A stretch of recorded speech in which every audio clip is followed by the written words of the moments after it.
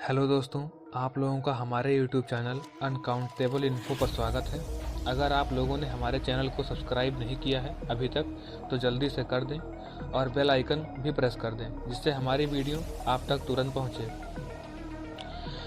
Adolf Hitler एक ऐसा नाम है जिसके नाम से सिर्फ जर्मनी ही नहीं बल्कि सारा विश्व एक समय कांपता था, जिसके कारण उसको क्रूर तानाशाह के नाम से जाना जाता है, जिसकी वजह से ही दुनिया के सबसे विध्वंसकारी दूसरे विश्व युद्ध की शुरुआत हुई थी और उसमें लाखों निर्दोष जिंदगियां तबाह हो गई थी। हिटलर खुद को इतना ताकतवर समझता था कि वो अपनी तानाशाही के बल पर पूरे विश्व में राज करना चाहता था और इसके लिए उसने कई आपराधिक और निर्मम कारनामों को अंजाम दिया। तो आइए जानते हैं इतिहास के सबसे खूंखार शासक हिटलर के बारे में। एडोल्फ हिटलर 20 अप्रैल सन 1889 को ऑस्ट्रिया हंगरी के ब्राउनो एम इन में जन्मे थे। यह अपने माता पिता की चौथी संतान के रूप में पैदा हुए थे। इनके पिता का नाम एल्विस हिटलर था और माता का नाम क्लारा हिटलर था। जर्मनी का तानाशाह हिटलर का जीवन परिचय जानते हैं अब। एडोल्फ हिटलर का एक ऐसा नाम बन चुका है जिसका इस्तेमाल लोग ज़्यादा आकड़ और तानाशाही रवैया अपनाने पर करते हैं। जैसे कि आपने कहते हुए सुना होगा कि हिटलरगिरी मत कर या फिर हिटलर मत बन, ये वही हिटलर है। हिटलर से ज़्यादा महत्वाकांक्षी इंसान शायद ही इस धरती पर कोई पैदा हुआ होगा। एडोल्फ हिटलर एक ऐसा नाम है जिसके नाम से सिर्फ जर्मनी ही नहीं बल्कि सारा विश्व एक समय कांपता था। यहूदियों पर इसके द्वारा किए गए अत्याचार से एक बार ऐसा लगा जैसे इस दुनिया से मानवता खत्म ही हो जाएगी।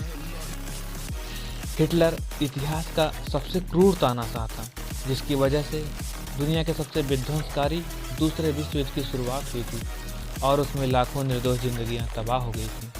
हिटलर खुद को इतना ताकतवर समझता था कि वो अपनी तानाशाही के बल पर पूरे विश्व में राज करना चाहता था और इसके लिए उसने कई आपराधिक और निर्मम कारनामों को अंजाम दिया। तो आइए जानते हैं इतिहास के इस सबसे खूंखार शासक। एडोल्फ हिटलर 20 अप्रैल सन 1889 को ऑस्ट्रिया हंगरी के ब्राउनो एम इन में जन्मे थे। ये अपने माता पिता की चौथी संतान के रूप में पैदा हुए थे। इनके पिता का नाम एल्विस हिटलर था और माता क्लारा हिटलर थी। एडोल्फ हिटलर की उम्र जब 3 साल थी तब उनका परिवार ऑस्ट्रिया से जर्मनी में बस गया था, जिसके चलते एडोल्फ हिटलर की शिक्षा वहां रहकर ही पूरी हुई।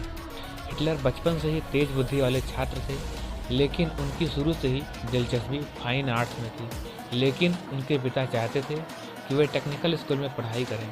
इसके बाद पिता ने साल 1900 में ज़बरदस्ती उनका एडमिशन लिंज में करवा दिया। इसके चलते हिटलर जिद्दी, गुस्सैल और चिड़चिड़े स्वभाव के हो गए थे। इसके कुछ समय बाद उनके पिता की मौत हो गई थी। वहीं हिटलर का इस स्कूल में कोई दिलचस्पी नहीं होने की वजह से काफ़ी बुरा रिजल्ट रहा था, जिसके बाद उन्होंने अपनी मां के सपोर्ट से ये स्कूल छोड़ दिया। फिर उन्होंने अपनी माता के सहयोग से पेंटर बनने का सपना पूरा करने के लिए लिंज से वियना चले गए। वहां उन्होंने फाइन कला की एकेडमी में प्रवेश करने का प्रयास किया और 2 बार असफल हुए। 1907 में माता की मृत्यु के पश्चात बहुत परेशानियों का सामना करना पड़ा और पैसा कमाने के लिए अपनी कला कृतियों को बेचकर जीविका का छोटा सा साधन बना लिया। कहा जाता है कि उस समय वियना में प्रचलित नस्लीय और धार्मिक पूर्वाग्रह के खिलाफ हिटलर ने ऑस्ट्रिया हंगरी के अधिकार की निंदा करते हुए जर्मन राष्ट्रवाद में रुचि दिखाई।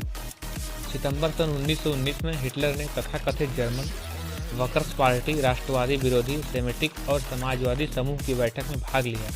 उन्होंने जल्द ही इस पार्टी के सबसे लोकप्रिय प्रभावशाली वक्ता और प्रचारक के रूप में खुद को प्रतिष्ठित किया और सन 1921 से कुछ 6000 नाटकीय रूप से अपनी सदस्यता बढ़ाने में लग गए। उसी साल अप्रैल में वे राष्ट्रीय सामाजिक जर्मन वर्कर्स पार्टी के नेता बन गए। इस पार्टी का ऑफिशियल नाम नाजी पार्टी था। हिटलर ने बाद के वर्षों में खराब आर्थिक स्थिति को हटाकर पार्टी में तेजी से विकास के लिए योगदान दिया। सन 1923 के अंत में हिटलर बवेरियन और जर्मन राजनीति में एक मजबूत के रूप में कुछ 56,000 सदस्यों, कई और समर्थकों के साथ सामने आए। हिटलर ने बर्लिन सरकार की खुद की पराजय के लिए और संकट की स्थिति का उपयोग करने के लिए आशा व्यक्त की। इस तरह हिटलर जर्मन तानाशाह बनकर 1 सितंबर सन 1939 में यूरोप को नियंत्रित करने के लिए हिटलर ने द्वितीय विश्व युद्ध की शुरुआत की। वे पूरे ब्रिटेन में अपना अधिकार जमाना चाहते थे। इसके लिए कई राज्यों से उन्होंने संधि की और कई राज्यों को अपने वश में कर लिया। युद्ध से पहले उन्होंने सन 1937 में इटली से संधि की और उसके बाद ऑस्ट्रेलिया पर अपना अधिकार जमा लिया। कुछ समय बाद उन्हें पूरी तरह से युद्ध में असफलता मिलने लगी। उनके खिलाफ षड्यंत्र रचने से उनकी ताकत कम होने लगी। उन्होंने जिन जिन राज्यों में अपना आधिपत्य जमाया था वह उनके हाथ से निकलते चले गए। इस तरह उनकी हार के साथ साथ जर्मनी की भी हार होती चली गई। उनको ये सब सहन न हुआ और वे हताश होते हुए बर्लिन में अपनी हार के अंतिम चरण में प्रवेश किए। जब रूस ने बर्लिन पर आक्रमण किया तब उनकी पूरी तरह से हार हो गई। उन्होंने 30 अप्रैल सन 1945 की देर रात को आत्महत्या कर ली और वह इस दुनिया से विदा ले गए। अगर आपको हमारी वीडियो पसंद आई हो तो लाइक करें, कमेंट में अपनी राय दें और दोस्तों के साथ शेयर करें। और हाँ, सब्सक्राइब करना न भूलें। धन्यवाद।